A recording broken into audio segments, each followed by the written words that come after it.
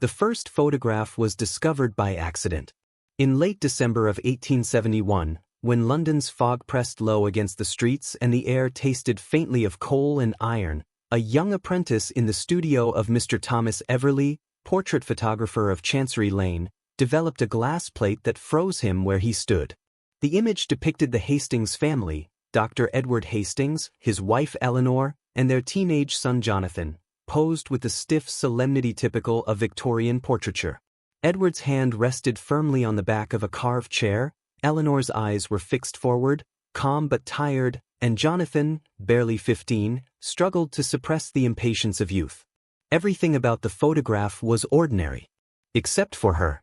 Behind Eleanor's right shoulder, faint yet unmistakable, floated the translucent outline of a young girl. She appeared no older than 8, her hair pale and loose around her shoulders, her gaze directed slightly downward, as though she were observing something beyond the frame. Her features were clear, but her body was incomplete, her arms fading into nothing, her figure half absorbed by shadow and light. When Everley himself examined the plate, he assumed at first it was a case of accidental double exposure, a common flaw in the wet collodion process. But when he looked closer, his confidence wavered. The ghostly figure was not superimposed. She was integrated into the exposure, the light around her consistent with that of the room. Her shadow even aligned faintly with the others. Perplexed, Everley summoned the Hastings to his studio, expecting anger or ridicule. Instead, when Eleanor saw the image, she went silent. Her hands trembled as she traced the shape of the small, pale face. "That's Clara," she whispered. "Our daughter." Dr. Hastings turned sharply, his voice cracking between disbelief and authority. "Impossible. You know she's gone." She had been dead for nearly 4 months, taken by diphtheria during the summer. The illness had swept through Bath with merciless efficiency, turning children's throats into sealed tombs. Clara Hastings was buried beneath a modest white cross in St. Mary's churchyard, her grave still fresh with winter frost. Eleanor wept softly. The likeness was undeniable. The curve of the chin, the ribbon in her hair, Clara's favorite one, the blue silk she wore on her last birthday. Everley insisted there was no trick, no fraud. He even showed them the negative itself, etched in silver nitrate and glass. The image of Clara was not painted, not scratched, not inserted. It simply existed. Word of the Hastings ghost plate spread quickly, whispered through drawing rooms and parlors. In an era when photography was still regarded with both wonder and suspicion, such tales traveled faster than light itself. Some said the camera had stolen part of the girl's soul when she was alive, and that her spirit was now trapped between glass and shadow. Others claimed it was divine proof of the afterlife, a message sent through chemistry and silver. Dr. Hastings refused all speculation. He was a man of science, not superstition. Yet when he returned home that night, he found his wife sitting in the parlor, the photograph in her lap, staring at it by candlelight. "Do you think she's at peace?" she asked quietly. He could not answer. The silence between them thickened, filled with the ticking of the mantel clock and the faint hiss of the coal fire. Outside, the wind moaned through the narrow streets like a restless child. The next morning, Hastings locked the photograph in his study drawer. He told his wife they would speak of it no more. But as he turned the key, he noticed something strange, the faint scent of lilies in the air, Clara's favorite flowers, long since withered on her grave. That night, Eleanor dreamed she heard the click of a camera shutter in the dark. When she awoke, the air was cold, and from the corner of the room, she could have sworn she saw the faint shimmer of a child's reflection in the mirror, smiling. It was only the beginning. The Hastings home stood at the top of Fenton Hill, a quiet slope overlooking the mist-veiled streets of Bath. Built of pale limestone darkened by rain and soot, the house was narrow and tall, 3 stories of Victorian respectability, its windows framed by ivy that had long outgrown the gardener's control. Inside, the house smelled faintly of lavender and coal smoke. Heavy drapes muted the sunlight, and the tick of the grandfather clock in the hallway seemed to mark time with mournful precision. Since Clara's passing, the home had become a place of ritualized silence. Eleanor Hastings moved through its rooms like a shadow. She spoke softly, avoided mirrors, and kept to the mourning codes dictated by society. Black silk for a year, gray for the next, no jewelry save a locket containing a lock of Clara's hair. Every morning she placed a small bouquet of dried violets on the girl's empty chair by the window. Dr. Edward Hastings coped differently. As a physician, he had seen death countless times. But this one had dismantled the foundations of his logic. He immersed himself in work, patience, anatomy, research, anything to keep his mind from returning to the stillness of his daughter's final moments. Yet every evening, when he crossed the threshold of Fenton Hill, the weight of absence followed him like an invisible guest. Their son, Jonathan, had begun to avoid the house altogether. He was 15, old enough to feel the pull of rebellion, but too young to understand grief's strange persistence. At night he dreamt of Clara standing at the foot of his bed, saying nothing, her hands clasped before her like a child preparing to speak but holding back. The household staff whispered that the family was cursed. The cook refused to enter the nursery after dusk, claiming she heard footsteps pacing there when the room was empty.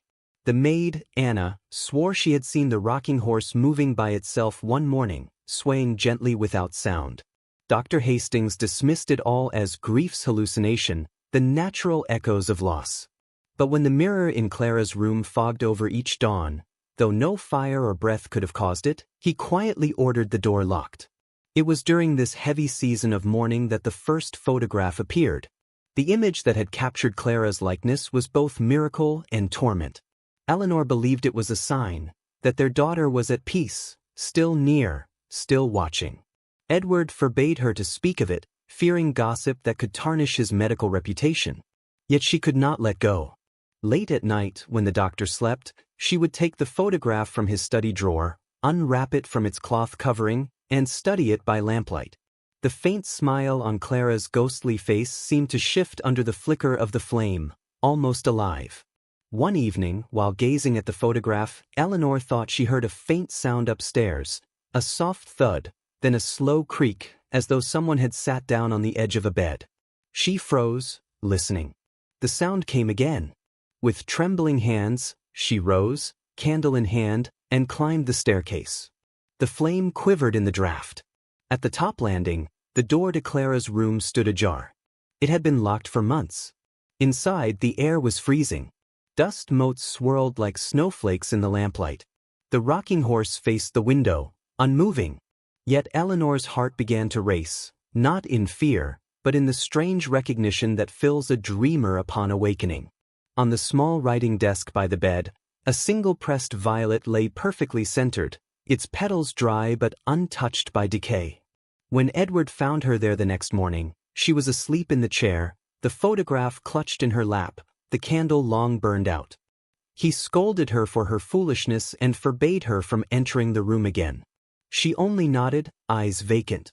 But later that day, as he prepared to leave for his clinic, he paused by the parlor mirror. For an instant, so quick he thought it must be exhaustion, he saw two figures behind him, Eleanor in her morning dress, and beside her, the outline of a small child, smiling faintly, reflected in the glass. He turned sharply. No one was there. Outside, the bells of St. Mary's told the noon hour. The fog had thickened again, rolling down the hill like a tide. From the nursery window above, a curtain moved slightly, as if a small hand had just let it fall. By February, London had sunk into its usual winter gloom. Coal smoke veiled the city in a grey that never quite lifted, and the gas lamps along Chancery Lane flickered like half-forgotten stars. It was here, once again, that Thomas Everley, the photographer who had captured Clara's ghostly likeness, began receiving strange visitors. They came in pairs or small groups, ladies in mourning veils, gentlemen in sober coats, and the occasional journalist with ink-stained fingers, all begging to see the Hastings plate. Everley refused most of them. He was not a showman but a craftsman, though even he could not escape the magnetism of his own creation. Among those who insisted on seeing the photograph was Madame Rosalie Fournier, a French spiritualist who had recently gained notoriety conducting séances for London's grieving elite. She was a striking woman, tall, severe, with a gaze that seemed to pierce the air between worlds. Her reputation was half theatrical, half terrifying. Some called her a fraud, Others whispered that she had once made a table float without touching it. When she saw the photograph, she did not speak at first. She simply held it to the light, studying the pale image of Clara Hastings with the focus of a surgeon inspecting a rare specimen. Then she smiled faintly. "The child is not lost," she said at last, her accent smooth as silk. "She lingers because something holds her here." Everly frowned. "A trick of exposure, perhaps." Madame Fournier shook her head. "Exposure, but not the kind you mean." 2 days later, Eleanor Hastings received a letter, hand-delivered, its paper scented faintly of jasmine. It was an invitation to attend a private séance at Everly's studio. Against her husband's wishes, she accepted. On the evening of the séance, the sky above Chancery Lane was black with snow clouds. Eleanor arrived in her morning dress, her veil drawn low, the photograph of Clara clutched in her gloved hands. Inside, the studio had been transformed. The lights dimmed, mirrors covered, and a circular table set at the center of the room, surrounded by 6 chairs. A single candle burned at the middle, its flame unnaturally still despite the winter drafts. Madame Fournier greeted her with quiet respect. "You have suffered, madame. But suffering opens the ear to whispers others cannot hear." Eleanor sat, trembling, as the other participants joined, a clergyman, a widow, a journalist, and Everly himself. When all were seated, the medium extinguished the lamps until only the candle remained. "Do not fear what answers," she said softly. "Fear what chooses silence." She took Eleanor's hands and closed her eyes. The air grew dense, as though the room itself were holding its breath. The candle's flame bent sideways, though no wind stirred. Then, faintly, came the first sound, a child's laughter, distant but unmistakable. It echoed against the walls like a memory returning to life. Eleanor gasped. "Clara," she whispered. The laughter stopped. In its place came the sound of gentle footsteps, 1, 2, 3, circling the table. A draft brushed against Eleanor's neck. She turned her head sharply, but there was no one there. Madame Fournier's voice trembled. "She is near. She wishes to be seen." The candle flickered violently. For an instant, the flames stretched upward into a thin column of white, illuminating the room. And in that moment, every person present saw it. A small girl standing in the corner, her face faintly aglow, her eyes large and sorrowful. She wore a pale dress that seemed woven from mist, and in her hand, she held a single violet. Eleanor rose, nearly knocking over her chair. "Clara!" she cried, reaching forward. But the figure vanished. The candle went out. Darkness swallowed them all. When Everly finally struck a match, the medium had fainted. The journalist was scribbling feverishly in his notebook. Eleanor stood in shock, the violet now lying at her feet, real, solid, fragrant. That night, when she returned home, she placed the flower beside the photograph. Dr. Hastings found her weeping silently and demanded to know what had happened. She looked up at him through her tears. "She is trying to come back," she whispered. "Our Clara is not gone. Not yet." And though he dismissed her words as grief's delusion, a cold dread crept into his heart. For in the morning, when he went to his study, he found the locked drawer open and the photograph gone. By the morning after the séance, the fog over Bath had thickened into a colorless shroud. From the windows of Fenton Hill, the city below was invisible, swallowed by vapor and silence. Within the Hastings home, every floorboard seemed to echo. Every whisper lingered too long. Dr. Edward Hastings stood in his study, staring at the half-open drawer where he had locked the photograph. The key still hung from his watch chain. The lock was unbroken, the desk untouched, yet the photograph was gone. Only a faint ring of dust marked where it had rested. He told himself there must be a rational explanation. A servant had tampered with the drawer, or Eleanor, still unwell, had somehow taken it during the night. But in his heart, the conviction of something unnatural began to take root, despite every effort to deny it. That evening, Eleanor admitted the truth. She had attended the séance at Chancery Lane. Edward's anger erupted, not from cruelty but from terror. "Do you not see what these charlatans prey upon?" he shouted. "They feed on your grief, your weakness. They would sell you your own sorrow if you let them. But Eleanor did not answer. Her eyes had the faraway gleam of someone half listening to another voice entirely. When he demanded again where the photograph was, she simply whispered, "She took it." "Who?" "Clara." Edward turned away, unable to bear it. Yet that night, as he worked late in his study, he heard the faintest sound from upstairs, the soft tap of small feet running down the hall. His pen paused mid-sentence. For a long moment he sat frozen, listening. Then, with deliberate calm, he took the lamp and went to investigate. The hallway was empty. The air, however, was different, thicker, colder, carrying the faint scent of lilies. He checked each door. Jonathan's room was dark, the boy fast asleep. Eleanor's door was closed, her breathing soft and even. Only one door stood open, Clara's. Inside, the rocking horse swayed gently. A low creak back and forth. Edward's throat tightened. He stepped forward, forcing his mind to reason. The draft from the chimney, he told himself. The pressure of air. Nothing more. Then he saw it, the photograph. It lay propped against the window pane, the glass catching the moonlight. He lifted it carefully, heart pounding. But something was wrong. The faint figure that had once appeared behind Eleanor's shoulder was gone. The image now showed only the living Edward, Eleanor, and Jonathan. Clara had vanished from the photograph. The next morning, Eleanor appeared unusually calm. She spoke with a strange serenity, as though relieved of some burden. "She's home," she said simply, when Edward questioned her. Jonathan, meanwhile, had grown pale and withdrawn. He refused to enter his sister's room, claiming she whispered to him at night, asking him to play, asking him to open the window. "She says she's cold," he murmured once, his eyes wide with sincerity. Edward decided enough was enough. He sent word to a colleague in London, a physician who specialized in the study of nervous maladies. Eleanor, he insisted, required rest. Perhaps even the boy did. He would not lose his family to delusion.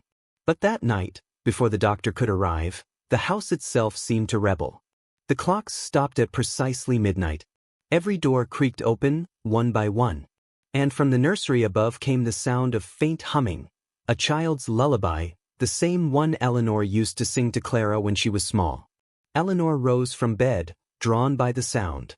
She moved as though in a trance, her bare feet silent on the cold floorboards. When she reached the nursery, she saw the window open wide, curtains billowing like ghostly sails. In the corner stood a small figure, half lit by the moon. "Clara," Eleanor whispered. The girl turned. For a moment, her face was radiant, alive. Then her features melted into shadow, her eyes hollow and endless. The lullaby stopped. The photograph in Eleanor's hand slipped to the floor. By the time Edward reached the room, the window was shut again, though no one had touched it. Eleanor stood motionless, staring out into the fog. On the floor, the photograph now showed all four of them, Edward, Eleanor, Jonathan, and Clara, her hand resting gently on her mother's shoulder. In the silence that followed, the clock began to tick once more. 3 days after the night of the open window, the Hastings household moved like a stage between two performances, still, expectant, every curtain drawn against the daylight. The servants whispered and crossed themselves. Jonathan refused to eat. Eleanor wandered from room to room in a daze, sometimes stopping mid-step, as if listening for a voice no one else could hear. Dr. Edward Hastings tried to hold fast to reason, though it felt like grasping mist. The photograph now showing all four family members lay locked once more in his desk. He had examined it by lamplight again and again, searching for evidence of manipulation, brush marks, chemical residue, signs of double exposure. There were none. The girl's figure was perfect, too perfect. Her eyes glimmered with a life the others lacked. That night, Edward wrote a letter to Thomas Everley, demanding an explanation. But before it could be sent, the photographer himself appeared at their door. His face was drawn, his expression grim. "Doctor," he said quietly, "I must speak with you about the plate." In the study, Everley placed a small wrapped bundle upon the desk and untied it. Inside were 2 glass negatives. One was cracked, its silver nitrate peeling at the edges. The other, whole and clean, glimmered faintly in the lamplight. "I took another photograph," Everly said. "After the séance. I wanted to prove, to myself, if no one else, that what we saw could be reproduced. But when I developed this plate," he hesitated, then turned the glass toward the light. It showed the same parlor where the séance had taken place. Empty chairs, extinguished candle. But in the background, half hidden by shadow, was the unmistakable figure of Eleanor Hastings, though she had not been present when the image was taken. And beside her stood Clara. "She appeared again," Everly whispered. "But only when your wife's likeness emerged." Edward stared at the plate, his stomach twisting. "You are certain this was not an error?" Everly shook his head. "Doctor, I fear something has attached itself, not to the photograph, but to your family." That evening, Edward told Eleanor everything. To his surprise, she did not react with fear, but with quiet acceptance. "She follows us," she said simply, "because she has nowhere else to go." Jonathan's nightmares worsened. He began sleepwalking, wandering the halls at night. Once, Edward found him standing before Clara's door, whispering softly, "You can come in now." The next morning, the boy had no memory of it. Unable to bear it any longer, Edward decided to destroy the photographs. He gathered them in the fireplace and set them alight. The flames devoured the paper, but when the last ember faded, one image remained untouched, the photograph of the four of them. Its edges were charred, yet Clara's face shone pristine, untouched by the fire. That night, a storm broke over Bath. Rain lashed the windows, and thunder rolled like cannon fire through the valley. The wind howled down the chimney, filling the house with a mournful wail. Eleanor sat upright in bed, eyes wide. "She's calling," she whispered. "Don't you hear her?" Edward tried to calm her, but the sound grew clearer, a child's voice, faint but distinct, echoing through the halls. "Mama? Papa?" He seized the lamp and ran to the nursery. The door flew open on its own. Inside, the air shimmered like heat over water. Toys lay scattered across the floor, their painted faces turned toward him. And there, on the small chair by the window, sat Clara. For a heartbeat she looked utterly real, her hair bright, her cheeks flushed with the glow of the lamp. She smiled at him, a soft, knowing smile. "You took my picture," she said. "Now I can stay." Edward stumbled backward, dropping the lamp. The flames sputtered and went out. In the sudden darkness, her laughter echoed, sweet and hollow. When light finally returned, Eleanor clutching a candle behind him, the chair was empty. Only a faint handprint lingered on the glass of the window, small and perfect, as though pressed from the other side. Below it, on the floor, lay the photograph. The image had changed again. Now, the four figures stood closer together. Clara's hand rested not only on her mother's shoulder, but on her father's as well. And for the first time, Edward's own face seemed to be turning, slightly, almost imperceptibly, toward her. The morning after the storm, the world lay washed clean. Fenton Hill gleamed pale and slick under a sky the color of pewter. Rain dripped from the eaves in rhythmic threads, and the house seemed to breathe again, exhaling damp air from every crack and seam. Yet inside, the atmosphere was heavier than ever, charged, waiting. Eleanor Hastings did not rise from bed. She lay pale and still, her eyes fixed on the ceiling. When Edward approached, she whispered, "She spoke to me last night. She said she's lonely." Edward forced a calm smile, though his hands shook. "You were dreaming, my dear." "No," she murmured, turning her gaze toward the window. "Dreams do not leave frost on the glass." He followed her eyes, and there it was, a small handprint, perfect and crystalline, etched into the morning frost from the inside. Its outline shimmered faintly before melting away. That same day, Thomas Everly sent word again. He had continued experimenting with his glass plates, convinced that the strange manifestations might be explained by exposure techniques or flaws in the collodion mixture. But now he wrote in haste, his handwriting jagged and uneven. "Dr. Hastings, the images persist. Even when I photograph empty rooms, the child appears. Her expression changes each time. I have burned the negatives, yet they return. Please, I beg you, come at once." Edward hesitated. Part of him wanted to ignore the plea entirely. But another part, the physician who dissected mysteries for a living, could not turn away. He left for London the following morning, promising Eleanor he would return before nightfall. The train cut through fields of fog. Outside, the trees blurred into gray smudges, their shapes distorted by mist. Inside the compartment, Edward reread Everleigh's note until the paper softened in his hands. When he reached Chancery Lane, the photographer's studio stood dark, its sign half torn by the wind. He found Everleigh inside, pacing before the darkroom, his face pale as wax. "They won't stop," he whispered. "Every exposure, every one, she's there. I destroyed the camera, the plates, the chemicals, but the image finds another way." He led Edward into the dim red glow of the darkroom. On the table lay half-developed plates, their surfaces glistening. In one, Clara's face hovered near the center, her eyes downcast. In another, she appeared closer, looking directly into the lens. Her mouth was slightly open, as if about to speak. Everleigh gripped the table edge. "She's alive in there, Doctor. Not in the world, but in the image. The light has caught something it was never meant to." Edward felt the room tilt. He could not bear another word. He gathered the plates, smashed them against the floor, and fled the studio. By the time he returned home that evening, the fog over Bath had thickened once more.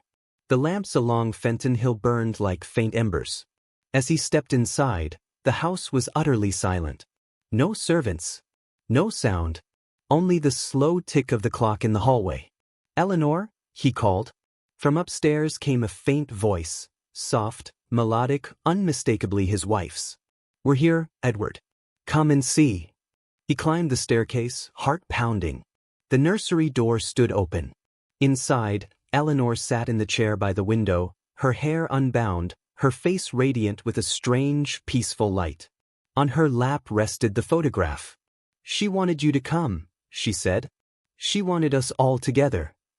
"Eleanor, where's Jonathan?" Eleanor smiled faintly. "He's playing with her." From the corner of the room came a quiet laugh, a child's giggle, bright and fleeting. The curtains moved though no wind stirred. Edward turned toward the mirror, and for an instant he saw them both, Jonathan and Clara, hand in hand, reflected perfectly in the glass though the space beside him was empty. "Do you see?" Eleanor whispered. "She's brought him back to her world. And soon she'll take us too." Edward's knees gave way. "No. No, we must end this, now." But even as he spoke, the photograph in her lap began to change again. The surface rippled like water. When he dared to look, he saw not 4 figures anymore, but 5. A blurred shape stood just behind him, forming slowly, as though developing in real time. The candlelight flickered. The mirror darkened. And somewhere deep within the glass, a voice, soft, childish, and unbearably close, whispered, "Smile for the picture, Father." After that night, Fenton Hill was no longer a house but a vessel, an echo chamber for the dead. Edward Hastings no longer slept. He kept vigil in his study, surrounded by books on optics, spiritualism, and chemical processes. The once proud physician had become a man consumed by light and shadow. He told himself he sought the truth, but every rational explanation crumbled under the weight of what he had seen. The servants began leaving, one by one, whispering about sounds at night, tiny footsteps on the stairs, laughter from empty rooms, the nursery door opening by itself. Only Mrs. Carow, the housekeeper who had served the family since Edward's boyhood, refused to abandon them. She claimed she sometimes heard Clara singing softly near the hearth. "She's not wicked, Doctor," the old woman said. "She's just waiting." But waiting for what? Edward resolved to find out. If the spirit of his daughter had indeed attached itself to the photographic process, then perhaps light itself was the bridge between worlds. He began an experiment, a desperate, dangerous attempt to understand. Using Everleigh's surviving notes, he recreated the studio conditions as precisely as possible in his own cellar. He purchased new glass plates, silver nitrate, and collodion, preparing each by hand. He even used the same camera model, though this one had never before been in Everleigh's possession. Eleanor pleaded with him to stop. "You're feeding it," she said, her eyes sunken from sleepless nights. The more you chase her, the closer she comes. I must know the truth, he insisted. If she is trapped between life and death, then perhaps I can set her free. At midnight he descended into the cellar. Only one lamp burned, its flame trembling in the draught. The camera stood at the far end of the room, focused on the empty chair where Clara used to sit during her reading lessons. On the table beside it lay a small locket that had once belonged to her. He prepared the plate, coated it, and placed it carefully in the holder. Then he whispered, almost as a prayer, "Claire, if you are near, let the light show me." The exposure lasted 30 seconds. The silence was unbearable. He thought he heard breathing that was not his own. When the process ended, he hurried to develop the plate. As the image formed under the chemical bath, Edward's heart seized. There she was, Clara, perfectly defined, sitting in the chair, her gaze locked on his. But she was not alone. Behind her stood another figure, Eleanor, though she had been upstairs. Her expression was hollow, her eyes dark wells of grief. Edward stumbled back. "No, this isn't real." Footsteps echoed from above, slow and deliberate. He turned toward the stairs, expecting his wife. Instead, a faint voice drifted down. "You found her, Edward. You found us." He froze. The lamp flickered, then went out. The cellar plunged into darkness, except for a pale glow emanating from the developing tray. It pulsed faintly, like the beat of a heart. Then in that light, Clara's face moved. Her lips parted. From the chemical surface came a whisper, thin as wind through glass. "Stay with me, Father. Don't let the light go out." Edward staggered back, knocking over the tray. The liquid spilled across the floor, extinguishing the glow. In the instant before darkness reclaimed the room, he thought he saw something, small hands pressing against the inside of the camera lens, as though trapped behind the glass. He fled the cellar, gasping for breath. Upstairs, the house was utterly still. The fire in the parlor had died. The portrait of the family, which had hung above the mantel for years, now bore a new detail, a faint smudge near the lower corner, roughly the shape of a child crouched by Eleanor's chair. The next morning, Edward destroyed the cellar equipment, smashing every plate and burning every photograph he could find. But the image in the portrait remained, no matter how much he scrubbed or scraped. It seemed fused into the very pigment. Eleanor said nothing. She simply sat before the painting each evening, murmuring to it as though to a living child. Her sanity, fragile as spun glass, was splintering.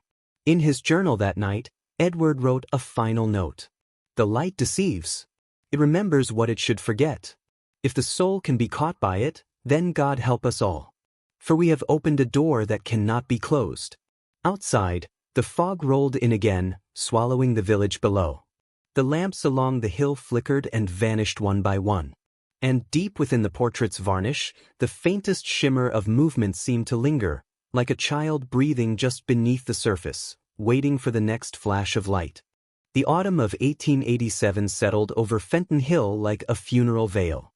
The fog came earlier now, curling through the hedgerows before dusk, pressing its damp hands against the window panes. The Hastings house, once proud and alive with laughter, stood hollow and cold, its rooms echoing with memories that refused to fade. By then, few dared approach it. Villagers spoke of seeing flickers of light at odd hours, pale flashes that burst behind the curtains like lightning, though no storm rolled overhead. Others swore they heard the sound of a child crying near the gates, only for the voice to fade into the mist when they drew near. Inside, Edward Hastings lived in near isolation. Eleanor no longer left her room. She sat in silence before the great family portrait, the one that had begun to change in impossible ways. Each week, new faint details seemed to emerge in its depths. A movement of hair, a softening of the eyes, the faint outline of an additional hand resting upon her shoulder. Edward no longer tried to explain. His notebooks were filled with theories, scientific, spiritual, and utterly desperate, but none offered peace. The boundaries between light, memory, and death had blurred beyond recall. The act of seeing had become dangerous. Every reflection, every photograph, every mirror seemed a possible doorway for the child who would not let go. One night, In the final days of October, Edward made his decision. He would end it, not by fire as he had once considered, but by light. If Clara existed only within the realm of captured illumination, perhaps the same medium could also release her. He prepared the experiment carefully, methodically, as though treating a patient. In the drawing room, he set up Everleigh's surviving camera and placed the portrait before it. He lit dozens of candles around the frame, their flames shivering in the draught like watchful eyes. On the mantel he arranged 3 objects: Clara's locket, a small lock of her hair, and the cracked glass plate that had first revealed her face. Eleanor entered quietly. Her expression was calm, almost serene. "You think she's trapped," she said softly. "But what if she isn't? What if she's waiting for us to see her clearly?" Edward's voice trembled. "If we see her clearly, Eleanor, we may never see anything else again." Still, he could not stop. The ritual began. He uncovered the lens and ignited the magnesium powder. A blinding flash filled the room, a burst of light so pure it seemed to tear the air itself. The portrait glowed white, then darkened. For a moment, silence. Then, a whisper. "Father." The voice came not from the air, but from the very surface of the painting. The faces in the portrait moved, subtly, impossibly. Clara's eyes blinked open. The candle flames bent toward her, drawn like moths to the glass. Eleanor gasped. "She's here." Edward staggered backward as the photograph in the camera began to expose itself faster than nature should allow. Shapes formed in the tray, first Clara, then Eleanor beside her. Then, slowly, his own reflection, standing among them. He realized too late what had happened. The light had not released the spirit. It had invited him in. The camera's aperture glowed red, pulsing like a heartbeat. From within, a pair of small hands pressed outward. Eleanor screamed as the final flash consumed the room. When neighbors finally entered the house days later, they found no trace of the Hastings family. Only the portrait remained, lying on the floor near the shattered camera. The faces were clear: Eleanor, Edward, and Clara, standing together in a sunlit garden that none could identify. But there was one more figure, half-formed in the far background. A boy, older now, resembling young Jonathan Hastings. The villagers locked the house and left it to decay. Over the years, it became a ruin, swallowed by ivy and silence. But the portrait survived, passed from collector to collector, each reporting the same strange occurrence. The figures seemed to change subtly over time. In the last known photograph of the painting, taken around 1910, the figures were no longer 3, nor 4, but 5. A small child had joined them, holding Clara's hand. None could say whose child it was. And in that photograph, just behind the family, at the very edge of the frame, there appeared a man with a camera. His face blurred, but his outline unmistakably Victorian. Some believe it was Thomas Everleigh. Others say it was Edward himself, forever repeating the act that had sealed his fate. Whatever the truth, the image remains one of the great unsolved relics of early photography, a moment caught forever between exposure and oblivion. The experts who examined it swore they saw movement beneath the varnish, a shimmer like breath fogging cold glass. And if you look closely, just closely enough, you might still see it too. The faint reflection of your own face among theirs, as though the light has chosen to remember you next.